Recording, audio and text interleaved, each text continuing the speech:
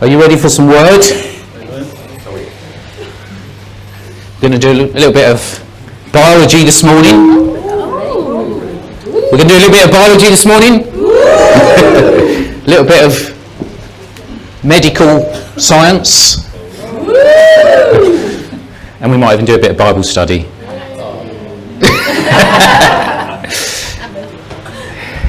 So I have to tell you the story first. And I'm going to try and draw a picture this morning. This is going to be quite hilarious. We'll have to get Rosie to help me. A few months ago, I started to suffer from a bad back. How many people have had a bad back? Yeah. And they reckon that maybe apart from mental illness now, you know, a bad back is the number one cause for people being off work nowadays. So I'm just going to... Oh, that's not bad. I don't know what this wobbly bit is down here. It's your abs.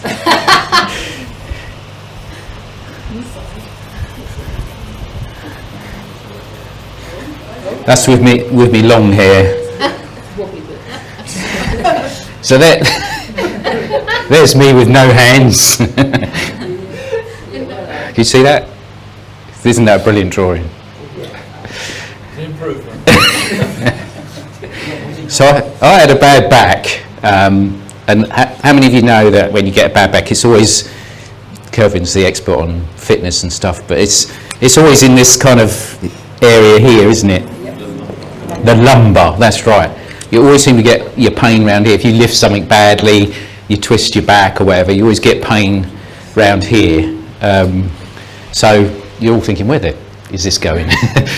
So I had pain in my back, down in my lumbar, and you know, normally you just put up with it, don't you, and it goes away, but it just seemed to keep going and going. So after a while I was talking to someone and they said, oh, you should see a physiotherapist and get them to have a look at you and see what it is. So I went to see a physiotherapist. It's exciting, this is the medical bit now.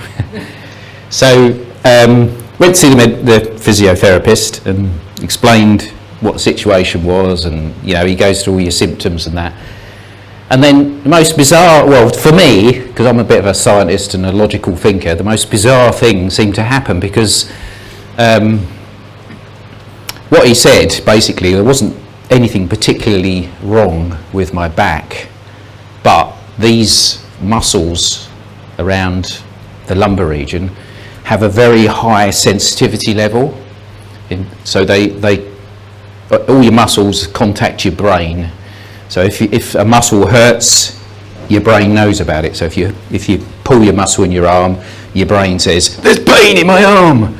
So if you've got pain in your back, these muscles around here are super sensitive, and as soon as there's any issue, your brain knows. And what happens is that they contract, and Julie's nodding, you know this, they contract around your spine in order to protect your spine, because your body is beautifully made and it knows that your spine is really important. So as soon as there's any sense of danger, they contract around your spine.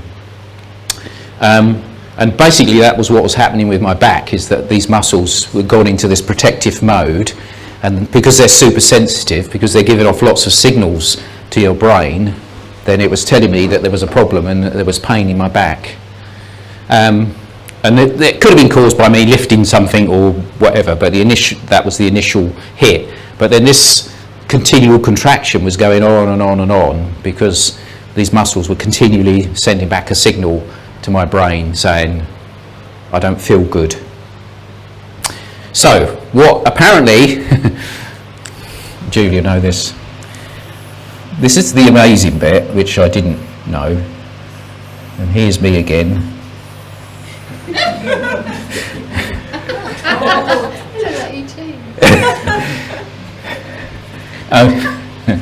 So you can see that's the front side of me now. And how many have heard of your abs? Yeah, your abs were apparently on the opposite side of your body, round here, in the front of your body, or actually a bit deeper in, there's these things that all the physical fitness people called abs. So they build up their abs. But I think in the medical term, they're what they call core muscles. So they're muscles deep within the front of your body. And what happens is these muscles are supposed to work to release these back muscles, so they kind of work in tandem. And what should have happened is that these muscles should have worked and said, right, okay, things are okay now, no need to worry, and these muscles would have relaxed and they would have worked in tandem. But according to the physiotherapists, my abs were useless. So all these toned people like Kelvin, all strong and got lovely washboard abs or whatever. Obviously, he looked at me and went, yeah, little bit flabby around the abs, mate. And apparently that was what was causing the problem to persist, is that these muscles around here weren't working, they weren't doing anything. But what was really interesting, and the guy was great because he was explaining all this to me, and I find it fascinating, is these abs muscles, these core muscles, are the opposite to your back muscles in that they have very little signal to your brain.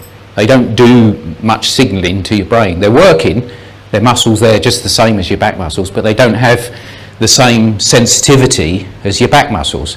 So your back muscles are constantly telling you if you're in pain or if you're not in pain, whereas your core muscles just carry on, almost a bit like your heart, without you actually realising that they're working. So obviously, if they're not working, you're not aware of it, because they're not sending many signals out. So this is what was happening with me, is that my abs muscles were not particularly working very well, but the signal was coming through my back. It was saying, my back was saying, I've got a problem, but in fact, it was trying to tell me that my abs weren't very good. So the consequence of that is I've got to do lots of exercise. Excuse me. I've got to do a lot of exercise to build up my abs. So in a few weeks' time, if you see me coming in, all washboard, ribs, buff, or whatever you want to call it, don't be shocked, just that will just be me. It's just the same old me, Right. So that, does everyone get that? It's great. It's really interesting, isn't it? You all learn about my physical physiology this morning, and now we're all going to go home. So I felt the Lord started to speak to me about this, because he is quite good. He's good at speaking the language of the person that he's speaking to, if that makes sense. So he speaks to me in ways that I can understand. So I'm going to share with you what he's told me, and then if you want to take it home and think, wow, that's really great, or if you want to take it home and think, what an idiot, that's fine. But I find this with God, we're learning a lot in our little group about how God speaks to you. He doesn't speak in the same way to everybody. We all have different ways of hearing him. But it's important that you know your way. It's important that you understand and you hear God. So it might not be the same as me. But if this helps you, great, then take it on board. So what he said to me was, you, Brian, or a Christian, has a core muscle, an inner strength. But it's like a muscle, but it's not a muscle that you can get a lot of signals from. You're not aware that it's there, and if it gets flabby, you don't always realise it. And what he was talking about, does anyone guess? My spirit, or sometimes in the Bible it calls it the heart, but I obviously don't mean my physical heart. I mean the heart of a man and my spirit.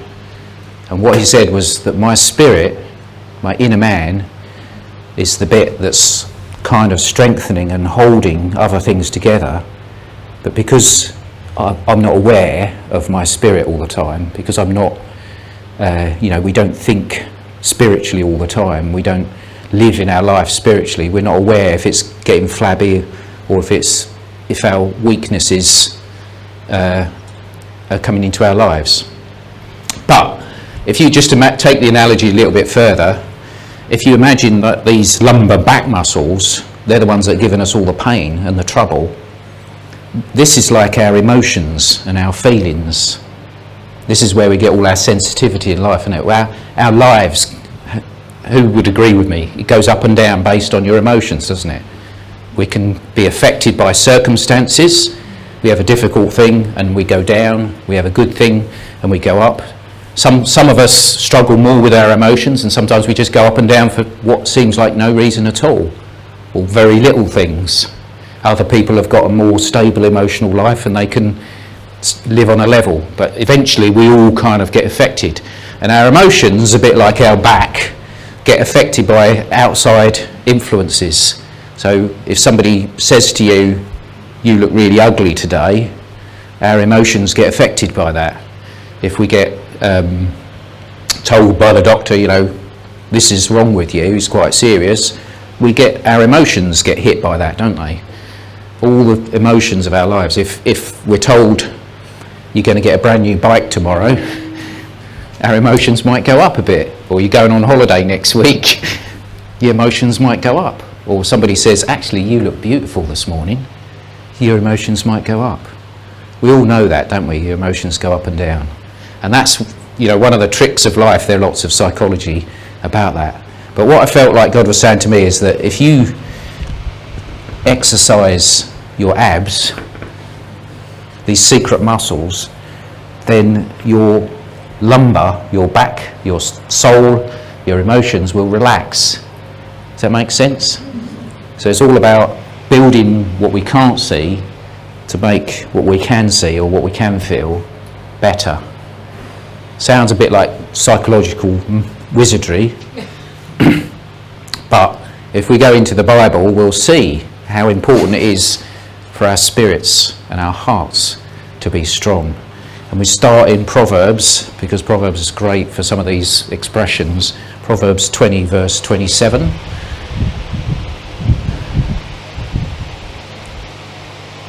The human spirit is the lamp of the Lord that sheds light on one's inmost being.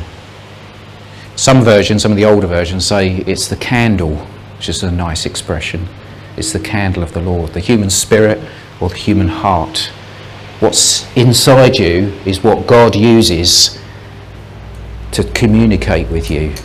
Your spirit is the place where he shines. So we can look at creation and we can do all sorts of things and say, "Oh, I can see God in the trees," or "I can see God in my lottery win last week." But ultimately, he communicates through our spirits. That's the candle, that's the light where he shines in us. He speaks to us in our spirits. And it's important that we know that. Why? Because if we go on to the next verse in Proverbs chapter 4, verse 23,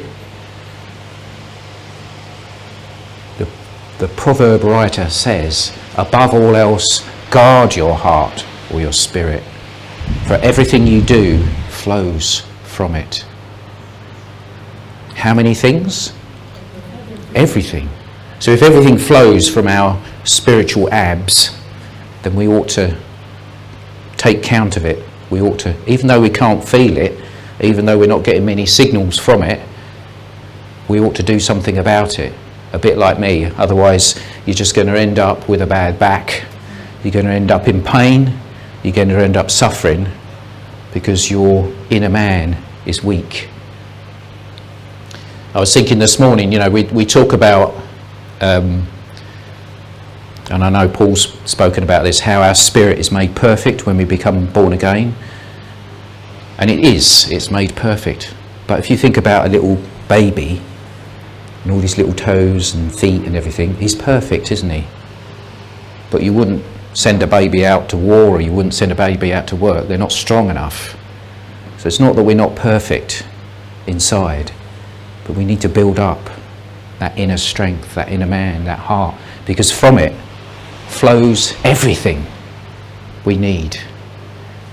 And we've spoken about this before. It's difficult to get our heads around the fact that the physical things that we need in life, the practical things, the relational things that we have in life, our families, all those things, it flows from the spirit of man, from the heart of man. That's where God is connecting with us, not outside but inside. That's where it's got to start. That's where we have to build our strength. So just thinking about this, then I sort of was talking to the Lord about it and thinking, well, okay, so I understand that my spirit is like a secret muscle, a secret core strength. And if that's strong, then my outer man becomes stronger. The pain starts to go away. The tension and the gripping around my spine will go away as I get strength in my abs, in my spiritual man. I see that, Lord, and I wanted to understand what to do about that.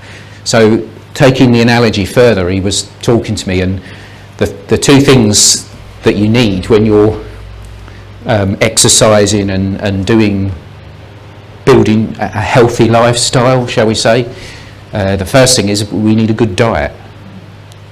Our spirit needs a good diet. We don't know how our spirit's feeling, whether it's hungry or not hungry, but we need to feed it a good diet. And Galatians chapter 6, I think it's the next, says, "Do not be deceived, God is not mocked. For whatever a man sows, that he will also reap.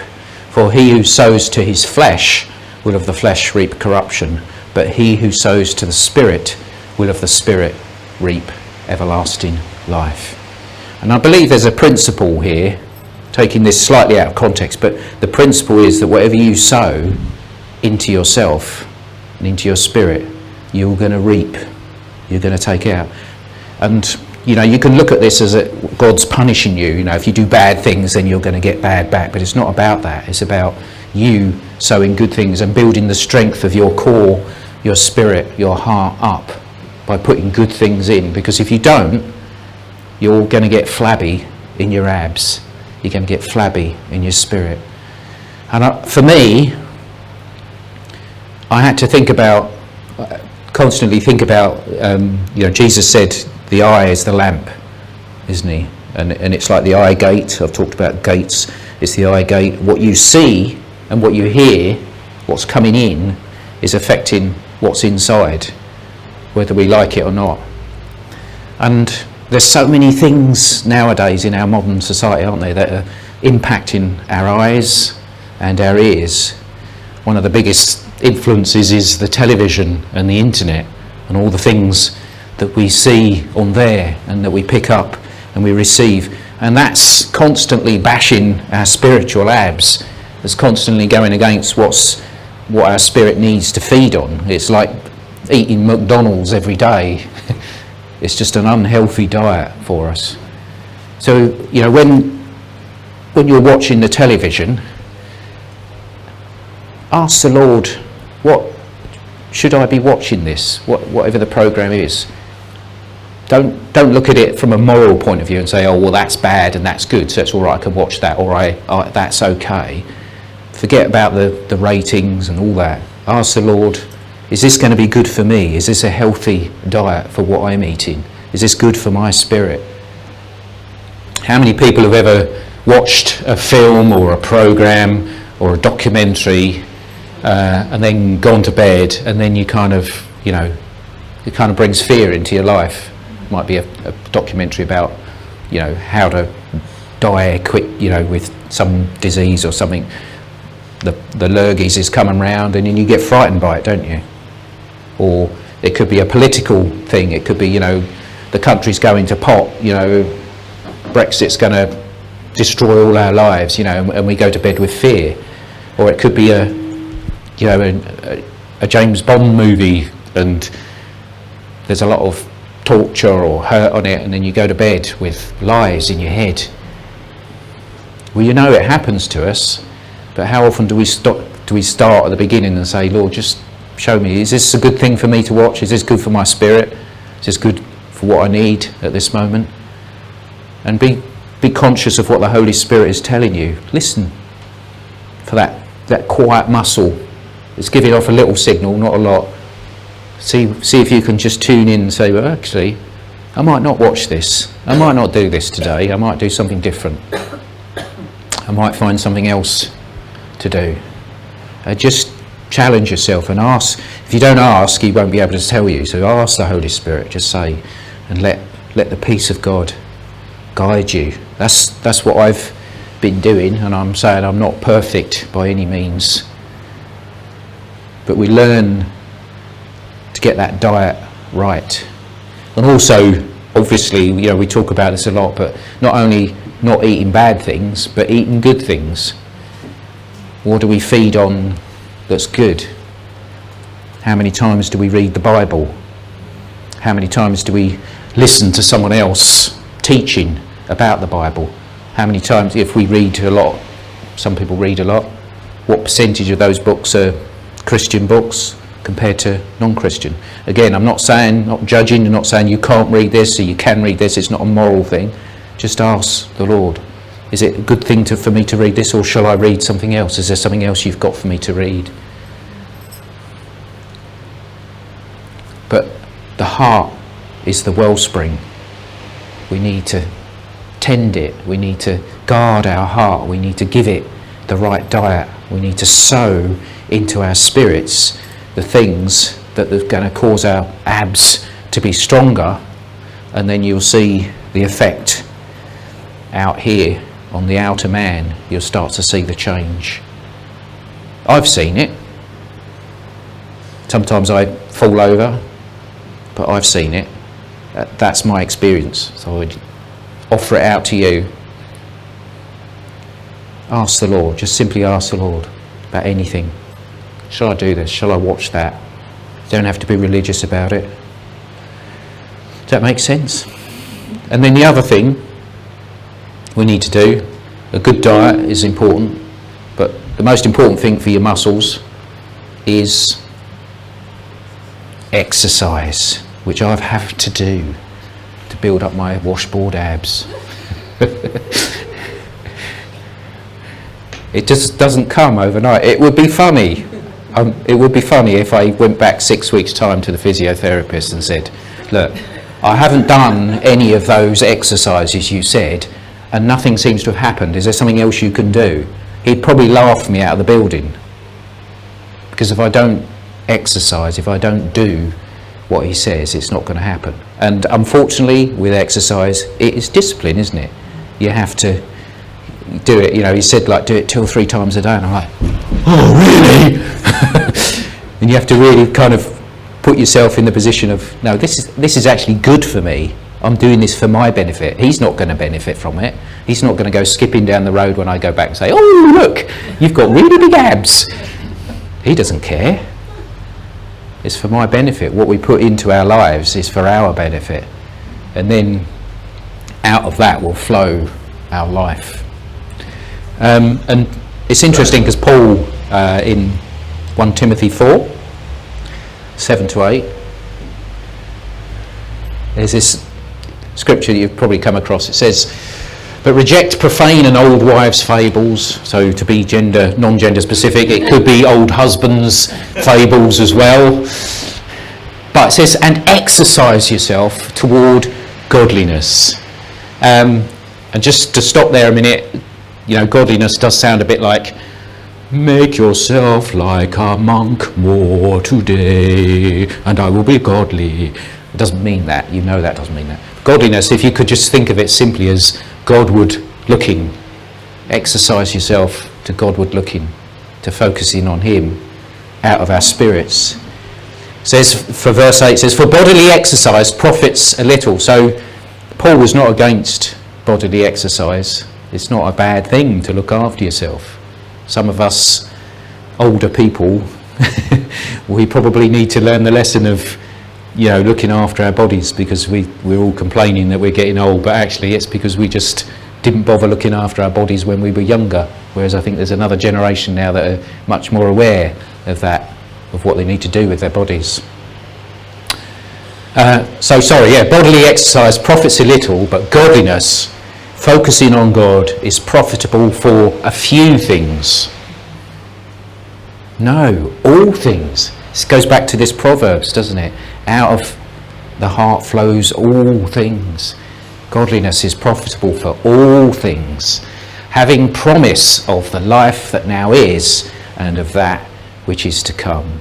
So, looking towards God, focusing on Him, having a relationship with God is a good thing for every part of our lives, from now until eternity. It's a good thing. It's good for us. If we want to be selfish a bit about it, it's good for us. It will benefit us. Our soulish lumbar regions will be relaxed. We will be more focused on Him. We will have a better life, a better relationship with God if we focus on Him. And the most important thing, I think, again, this is what God has said to me about that exercise of our spirit. How do we exercise our spirit? We're giving it the right diet, we're feeding it the right diet, but how do we exercise the spirit? And I believe what God said to me was that the exercise of the spirit that we have to do in the physical realm is prayer. It's spending time in prayer, as simple as that. When we first become Christians, don't we? We say to you, oh, you must pray, you must pray, and then 20 years later we're all too busy to spend our time praying with God. We've got too many things going on. And I found that in my life, that every time, it's just so obvious, isn't it? There's a poem about I woke up in the morning and I didn't pray. Has anyone come across that poem? And it is so real, it's so true, isn't it? If you just consistently spend time with God, you're quickly in tune. You can sense these muscles, the spiritual muscles growing, and you're quickly in tune with what God is saying and what God is doing in your life. When you come to say, oh, actually, Lord, shall I watch this? Shall I do that? Shall I go to that? You'll be much more in tune. You'll be ready. Your spiritual muscles will be stronger, and you won't be relying on your back or your lumbar or your emotions to teach you what to do. You'll be relying on your spirit. So prayer is the most important thing in our spiritual strengthening. It's the core muscle that needs to grow through prayer. And when I say prayer, for me, I know I do not mean, a quick wandering down the road, oh yeah, hello God. That's not prayer for me. Prayer is sitting down, spending time, talking to Him, and then learning to listen, learning to just rest in His presence. We used to call it a quiet time, didn't we, when we were in the 80s? Back in the olden days. I don't know what we want to call it now, but we need that time, don't we? If I came home and said to Rosie, look, I'm really sorry, but I'm really busy, so sort of 5 minutes each day I'll just quickly tell you what I'm up to, and then I'm off again, I'm sorry, okay? And then I went to a marriage counsellor, or if I came to you, you'd be appalled, wouldn't you, that I'd behave like that I wouldn't spend time with Rosie. For those of you on the internet tube, Rosie's my wife. But you would, wouldn't you? But why do we do that with God? Why do we rush through the day? Why do we not spend time with God? And then, but again, if you just can look at it from a selfish point of view, that if prayer is the exercise of our spirits, if prayer is what builds up our spiritual muscles, then it's going to have a benefit. You're not going to be so reliant on what's going on outside. You're going to become a thermostat rather than a thermometer. You're not going to be relying on your feelings going up and down. For those people that suffer with more difficult feelings that just go up and down anyway, then you'll start to strengthen this part of your life. And I say that from experience. That prayer is important. It is key to getting our spiritual strength, to bringing that inner man out and making it stronger, giving us the power we need to live our lives. And then we start doing things because we've got that inner strength. So I hope that something in there has spoken to you, because that's kind of sharing out of my personal experience, out of my heart, out of my life. Sometimes it's a bit vulnerable standing up here saying these things, but I want you to experience those things. I want you to have the fullness of life, the strength that God wants you to have. And we go into Proverbs chapter 4, I think it is. Philippians, sorry, not Proverbs. This famous verse, and I just read this over and over again. I recite because I love this verse and it really strengthens me. It's good food for my spirit. It says, "Do not be anxious about anything, but in every situation, by prayer and petition with thanksgiving, present your requests to God." It's just so all-encompassing, isn't it? Why do we mistranslate that verse?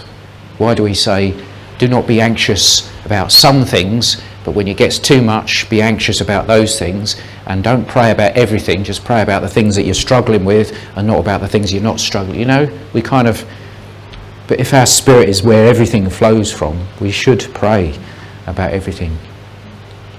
And I'm not talking about, we can be silly and say, "Oh Lord, what pair of socks shall I put on today?" But when you're praying about everything, when you're bringing everything to the Lord, when you're letting your spirit be the guide of your life. What should I do today? Where should I put this money? Where should this go? Who should I help in this situation? We can really focus on God, godliness, exercise our godliness, learn through prayer that everything can be prayed about. God is not going to push us away. God is not going to say, "No, that's a little bit trivial. Can you just not talk about that?" He's there for us in every detail. He's intimately acquainted with our ways, according to Psalm 139. And verse 7 says, "And the peace of God, which transcends all our understanding." So our understanding often lives in this realm of emotion. Our understanding lives in, I feel bad about this, so it must be a bad situation. But the peace transcends, overtakes that understanding and comes out of our abs, out of our strengthened inner core muscles, and gives us a peace that passes our understanding. And that's the peace that will guard our hearts and minds in Christ Jesus. The peace that the proverb writer said, guard your heart. How do we guard our heart? Through prayer. Because that's what will guard our heart. That's what will strengthen that inner man. So let's do it. If you want to do it, do it. As I said the other week, don't try it, just do it. Let's get on with it. That's for me, is like, I've got to just get on with it. It's no good me going back to the physio and saying, I didn't do it. I've got to do it. And prayer is not a bad thing, really, is it? It's not a difficult thing once you get into it. It's just that, you're busy, you haven't got time. But if we put that effort in, we'll get a reward in our lives. We'll be able to live strengthened lives.